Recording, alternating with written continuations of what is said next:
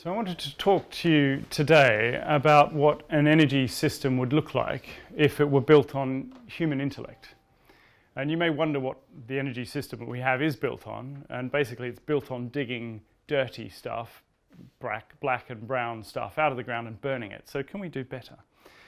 And what I'll do in 10 minutes is connect the economic system with the energy system, present the proposition to you that actually we have a superabundance of energy, not a scarcity of energy, and that the relative poverty we have has been of intellect. But this is rapidly changing, thankfully, because it needs to. The transformation that's coming over the next 30 years is extremely exciting. It's going to be very disruptive, but it's probably once in a, in the existence of humanity moment. And then what does the future look like? All in 10 minutes. So we'll see how we go. So energy is critical for powering our industry, very obviously. It's critical for running a city and a town, and it's critical for all of us here. You're all operating at about 100 watts, which is the amount of energy used to power an old tungsten standard filament light bulb. So without energy, we can't live, we can't produce anything, we're all stuffed. So it's absolutely vital. And it's then no surprise that if you look at the history of humankind, it wasn't until we grasped the ability to use and deploy energy powerfully that we started to become prosperous. So I could extend this chart back through the middle of Oxford, and there's not much to see there. Basically, nothing really goes on until the Industrial Revolution, when this country managed to harness coal in a very energy-dense form that enabled rapid increases in prosperity of all kinds. In fact, over the 100 years since 1900, energy demand grew by tenfold. And it's now at 600 exajoules per annum. Now you're just going to have to remember the number 600 because I'll come back to it. But an exajoule is 10 to the 18 joules. It's a big number, and it is still predominantly fossil fueled. The energy required per person on the planet varies dramatically, at least the energy used. So as you can see in some countries, I'm from Australia, but the States and the Middle East, it's an awful lot larger than in other countries, say in sub-Saharan Africa. What we probably need for a good life at this stage with the technology that we have is around 100 gigajoules per person per annum. Now if you assume we're going to be 10 billion people, 100 gigajoules by 10 billion gives you 1,000 exajoules. So 600 exajoules today, 1,000 exajoules by the time everybody's got what they need. So how can we get to 1,000 exajoules? And do we have enough? Well, I'm going to claim that actually we've got more than enough. We've got a superabundance of energy. For one thing, we've got more than enough of this amazing energy source to power us for many decades, if not hundreds of years. Now, I'm not here to proselytize coal to you. I'm not suggesting the future of energy rests on coal, but there is an enormous amount of it. Happily, there is even more of this stuff coming at us every single year. Remember the 600 exajoules, 1,000 exajoules? 1,500 exajoules to 50,000 exajoules per annum coming at us from incoming sunlight. That's the technical potential, allowing for geographical constraints and other issues that we could be harnessing. And that's just solar. It's not including biomass or geothermal or wind or ocean. So we've got more than enough energy to go around, more than enough dirty energy, more than enough clean energy. So what's been holding us back? Well, you can kind of forgive these guys for not having grasped what was going to drive prosperity and wealth across humanity. These guys, the Romans, kind of made some progress. They were fairly on top of it. They had some clever things with buildings and with insulation and heat transfer and so on, but they never quite managed to grasp the nettle. It was actually the invention of societies like the Royal Society here in London, the peak scientific body, and more generally the spread of the Enlightenment and vitally the scientific method that enabled humanity to understand what it was that led to us to create the technologies that we could harness and then use the fossil energy that's powered our civilization so far.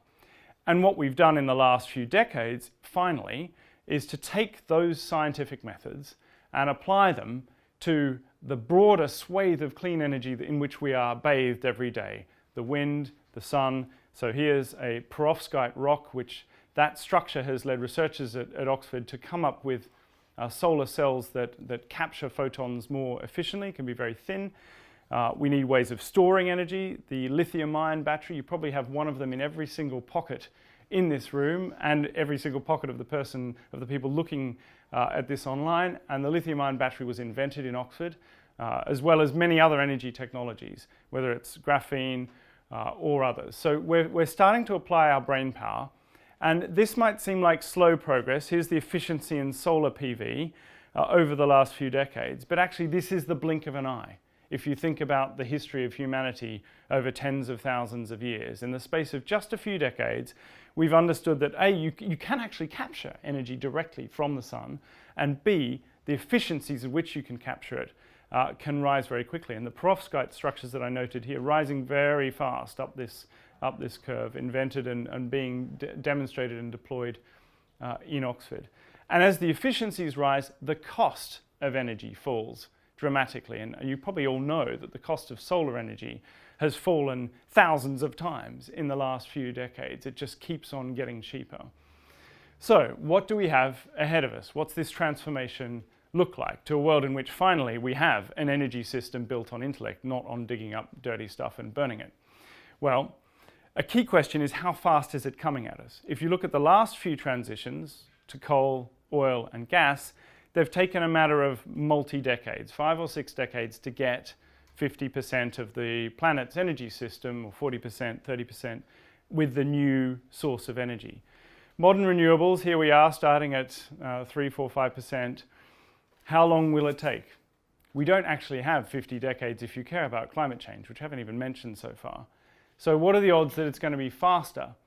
Might it be too fast? Because if it's too fast, you end up writing off trillions of assets and probably, the pensions of many people in the room, because they're built on the dividends coming from the existing profits from the energy system. But we need it to be fast, and the risk is greater that it's not going to be fast enough. Happily, most of the forecasts of the deployment of solar and clean energy have been too slow. So you see here the IEA projecting that by 2030 we'd have 100 gigawatts of solar. Actually, as it happens, in the last year we added 100 gigawatts. So we're now running at the run rate that they thought we would be cumulatively over the course of 2 decades. So this is happening fast, much faster than anybody expected. The other feature of the energy system is there are a lot of really helpful feedback loops. So the more renewable energy gets deployed, the cheaper it gets. The cheaper it is, the more you want to deploy it. The more renewable energy is cheaper, the cleaner your electric vehicle is, because you're not powering it off coal anymore. The more EVs there are, the more batteries get deployed. The more batteries get deployed, the cheaper they get. The cheaper storage gets, the more valuable renewable energy gets.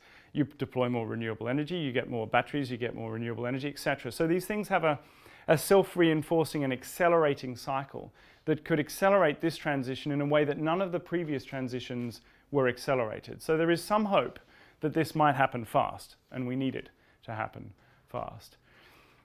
The other dynamic here is that what governments are doing is pushing, whether they're banning petrol and diesel vehicles by certain dates. Companies are following suit, saying we're only going to make electric cars. And this is not just a rich world phenomenon. It's across the world. This is an Indian policy and a Chinese policy to accelerate this transition to a clean energy future. And then there are those who say it can't happen. Point to a single country that's managed to get rid of fossil fuels in any significant ways. A question I often get asked by ministers of energy around the world. And I'm delighted to have this chart to show them, which I always pull out my laptop and say, delighted to. Here is the UK. The share of coal in the UK's power generation, 50% 5 years ago. It's now below 5%. And people don't, until they see this, they don't believe that a developed, industrialized economy can just squeeze out fossil energy out of its major source of electricity in the space of less than a decade. It's only 5 years. So it is possible, and it's happening. So what does the future look like, to wrap up, because I'm probably running short on time?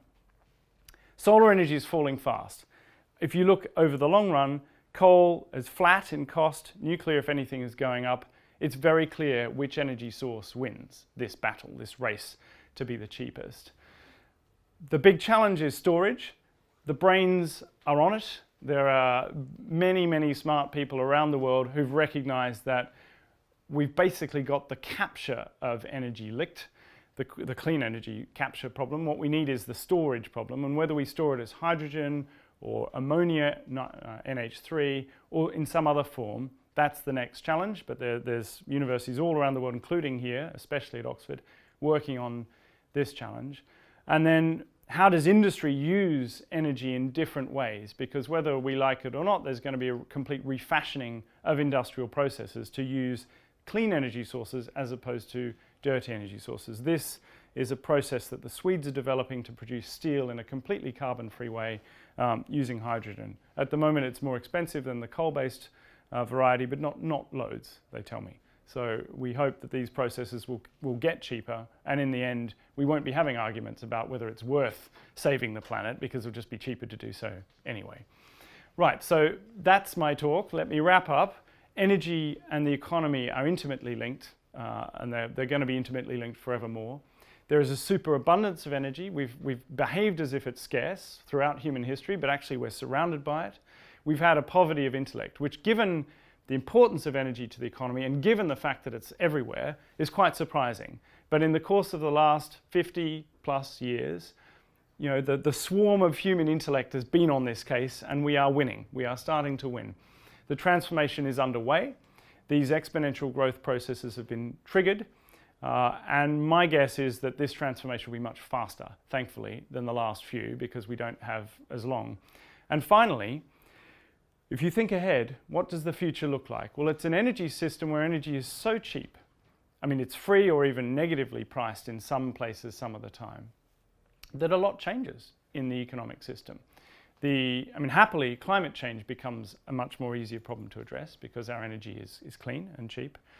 But it's going to raise other problems, because if you have an abundant, just imagine a world where energy is completely clean, completely free, and a whole lot of problems disappear, but a whole lot of new problems raise themselves, whether they're military, whether they're managing biodiversity, whether they're managing land use.